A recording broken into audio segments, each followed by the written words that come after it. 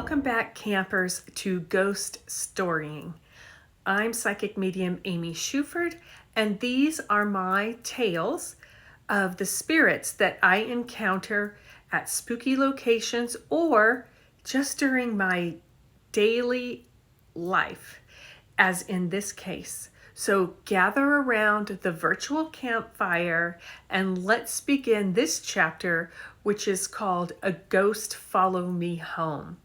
Now, this is actually very pivotal in my spiritual journey, in working with and accepting my abilities.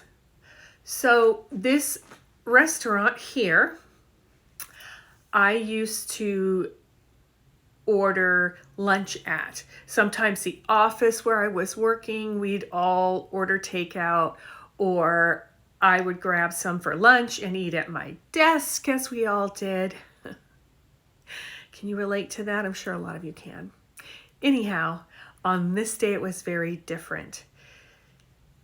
As I walked over, it was pretty crowded, and I had placed my order earlier, but it was unusually crowded.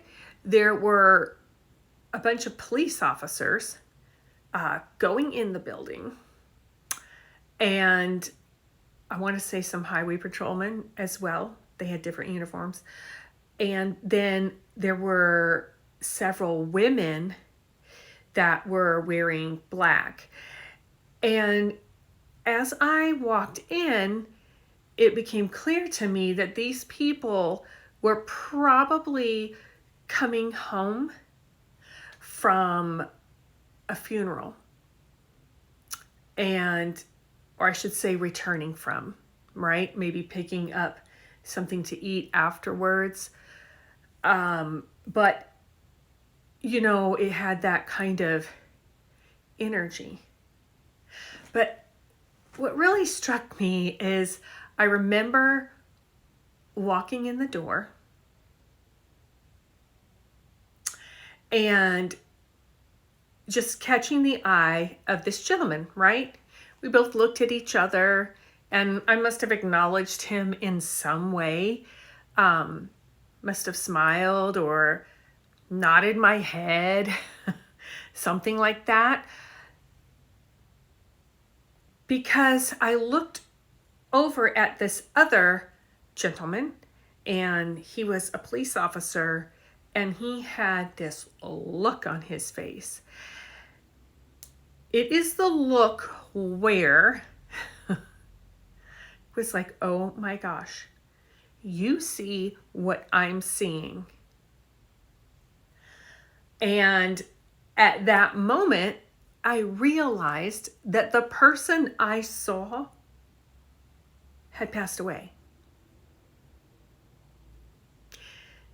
The police officer saw him too, and he saw me, and he knew that I saw him, and he knew that I knew that he saw him. Talk about awkward moment. And at the time, I was like, oh my gosh, I just got so flustered. And I went to the counter and I got my food and just like hightailed it out of there. It was, I don't know. I haven't had that kind of encounter before. And I hadn't really had one since. Not with someone who was not a medium, right? Not a sensitive. But I sense that moment, I don't know how to explain it. You just know. And like at a certain point as a medium, and probably people with other dominant gifts, somehow you just know that they're like you. But I just remember going back to the office and being flustered. So, I was pretty busy. I don't remember anything else about the rest of the day. But when I got home, there was a little surprise waiting for me. So when I got home that night, there was a little surprise waiting for me. Now, this is where I lived at the time, in a sticks and bricks, just outside of Wilmington, North Carolina. And yes, I know it doesn't snow there often, but this is the first photo I could find of the outside of my house that I had posted on social media. So there you have it. It's a beautiful photo anyways. So when I got home, I could feel in my hallway a male energy. Now, I don't know how this all works. I'm going to be the first person to tell you that. I was born this way. I don't know. I have no idea how it works. However, I know, as I stated before, that I saw this spirit. The spirit saw me. He knew I saw him. The police officer saw the spirit. The spirit knew he saw him. But the spirit also knew that I could communicate with him. So later that evening, I went to bed and I had a dream. In my dream, I was like pulling myself out of bed, like reluctantly, I guess. Like I knew, like you have a dream and you're trying to get away from something and you're pulling. And I got out of bed, boom. And then I would be in the hallway. And from my master bedroom, there was like, if you looked out the door, you could look directly into the door of my office. So you'd have to step out a few feet and then turn to look down the hallway, which ended with an arch. And halfway to the end of the hallway was another door, which was the guest room. And standing outside the guest room was a gentleman. And oh no, I was not ready for that. And then I'd be in my bed again and the dream would start over. Now I say dream, but I didn't realize it until I started telling this story that it wasn't in fact a dream, right? So I was actually, boom, getting up, coming out, turning, and seeing the gentleman. Now, as I had stated, I wasn't really hadn't really come to terms about doing the work. That part of my abilities. And as I've said before, it's okay to be startled, but fear doesn't really have any place in any of this. It's really like it prevents you from true discernment, for one thing. Thank you so much for being here. If you haven't already, hit the like button, leave a comment, subscribe to my channel, and let's meet weekly around the virtual campfire. So this gentleman who had followed me home from this restaurant needed my help. And in the past, I felt shame, honestly, from not helping these spirits. I knew they needed help, but I had too much fear. And that's what I felt shame about. And spirits would try to get my attention, and they sometimes would get ticked off. And I think that is what sometimes people feel and associate that them trying to get your attention with them meaning you harm. I had an alarm system in that house.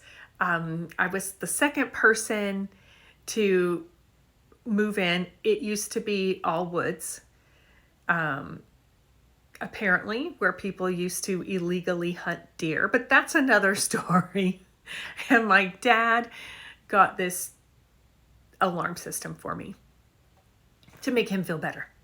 So there were multiple times after I no longer used it, wasn't paying for it, had no subscription anymore, and it had been attached to my cell phone, right? That spirits would try to get my attention. And I didn't really know how to let them in, so to speak. I don't know why they couldn't materialize or whatever. I don't know. I'll be the first to tell you, I don't know how any of this works. I was born this way. I don't know. But they would make that alarm system go off. And as somebody with multiple sclerosis, one of the symptoms that I have constantly is that, I guess it's my eardrums, are in a constant spasm. What does that mean? It means I don't have any protection from sound. So, I mean, I was just like in tears one time, so upset. And I was like, I don't know what you want. I don't know what you want. Stop. You're hurting me. Please stop. So there was a little bit of struggle going on there with communication, with fear that I didn't need have, right? So finally, I was like, okay, this gentleman's not going away. This gentleman needs help. I need to help this gentleman.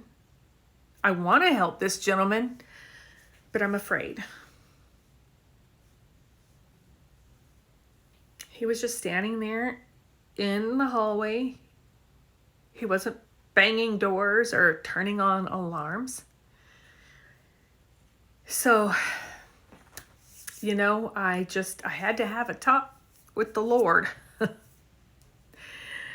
And I was like, okay,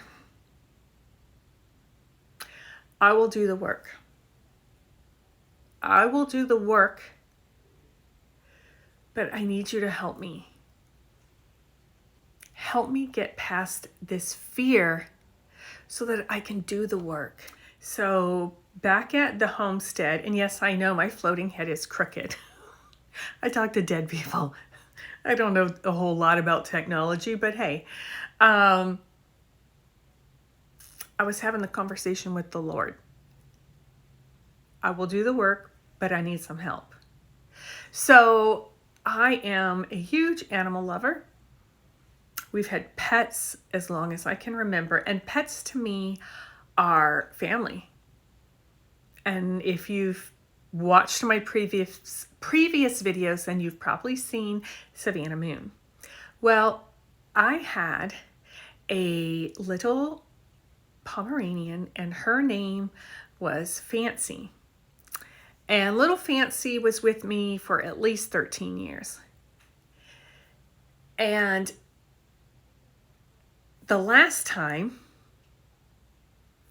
that I went through this, getting up out of bed, going down the hallway, turning, looking, and seeing the gentleman, he stood there holding little Fancy in his arms. So all the fear just went away. And he looked at me and he was like, I'm dead? I was like, yeah, you died. I laugh at it now, but it was such a simple, profound conversation. Like coming to that realization, whoa, I'm dead. Probably thinking, yeah, this makes sense now. The police officers, the women wearing black. I don't know how, again, this works. I don't know how any of it works. Again, I was born this way. But in that moment, I knew how to cross him over. And there's different ways of doing that. I always do what comes to me. And I drew the light for him. I drew the light for him, and he went to be with his loved ones. But I'll always be grateful for the opportunity and for that soul. We helped each other, right? That's what this work is all about, to help the living and the dead. So if you have fear over anything, I don't know what you believe in or who you believe in, but if you believe in a higher power, ask them to be with you.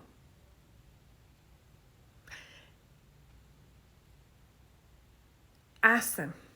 Ask the angels. Ask your guides. Ask your ancestors. Ask the Lord. Ask whomever you believe in. Source the light. And they'll help you. They'll guide you. So thank you for watching. Thank you for commenting. Thank you for sharing and subscribing. I appreciate you all. I love you all. And I will see you next week around the virtual campfire.